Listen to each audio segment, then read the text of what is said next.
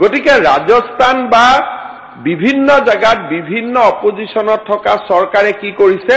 খালি এনপিএছৰ কন্ট্ৰিবিউশন কাটাটো বন্ধ কৰি দিছে আৰু মানুহখিনি কৈছে যে আপোনালোক অপিএছ হৈ গল এটা তেওঁলোক অপিএছ হল নে নাই 2035 গম পাব মানুহ ৰিটায়াৰ হ'ব 2035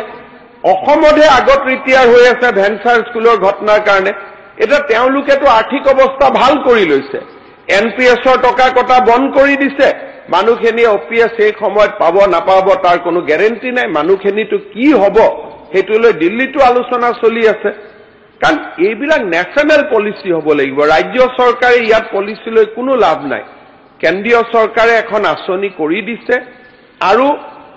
সেই কমিটিখনৰ প্ৰতিবেদন আহিলে আমি প্ৰতিবেদন অনুসৰি কাম কৰিম আমাৰ ৰাজ্য চৰকাৰে স্পষ্টভাৱে কেন্দ্ৰীয় চৰকাৰক জনাই দিছে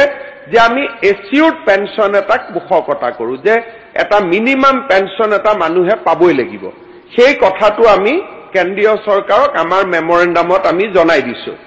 কিন্তু যোৱা কেইদিনমান আগতে সদনত পীযুষ হাজৰিকা ডাঙৰে এটা উত্তৰ দিছিলে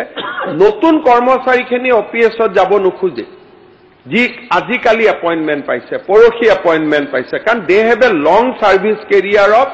35 ইয়াৰ্স যি লৰাই 20-21 বছৰত চাকৰি কৰিছে তেওঁলোকে 40 বছৰ চাকৰি কৰিব গতিকে 40 বছৰত এনপিএছত তেওঁলোকে চাকৰি কৰাৰ পিছত যিমান পেনশন পাব it will be almost equivalent to the salary হেকাৰণে ই এটা নিয়ম হ'ব নোৱাৰে আজি যদি আপোনালোকে কয় যে মই অপিএছ কৰি দিম আজি চাকৰি পোৱা লৰাখিনে প্ৰতিবাদ কৰিব যে আমাকটো নালাগে অপিএছ কাৰণ পৰিবেশ সময়ৰ লগে লগে পৰিৱৰ্তন হৈ যায় হেকাৰণে ভাৰত চৰকাৰক মই যোৱাবাৰো সদনত উত্তৰ দিছো যে আমি যেহেতু সেন্ট্ৰেল পে স্কেল ইমপ্লিমেন্ট কৰিছো আমি ভাৰত চৰকাৰৰ লগত যাম